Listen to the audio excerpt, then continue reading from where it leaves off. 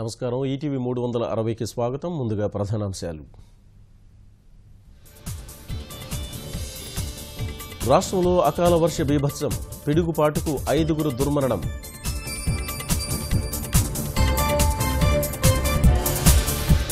కాసేపట్లో అయోవా రాష్ట్రానికి చంద్రబాబు బృందం. సీడ్ సైన్స్ సెంటర్తో ఎంఓయూ కుదుర్చుకోనున్న ఏపీ ప్రభుత్వం. ప్రశాంతంగా ముగిసిన నీట్. దేశవ్యాప్తంగా 11 లక్షల మంది అభ్యర్థులు హాజరు.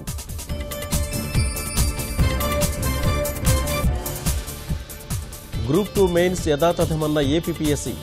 వాయిదా డిమాండ్ సహేతుకంగా కాదని చైర్మన్ వ్యాఖ్య. కేజ్రీవాల్పై ఆప్ బహిష్కృత మంత్రి ముడుపుల ఆరోపణలు. సీఎం పదవికి రాజీనామా చేయాలని భాజపా, కాంగ్రెస్ డిమాండ్.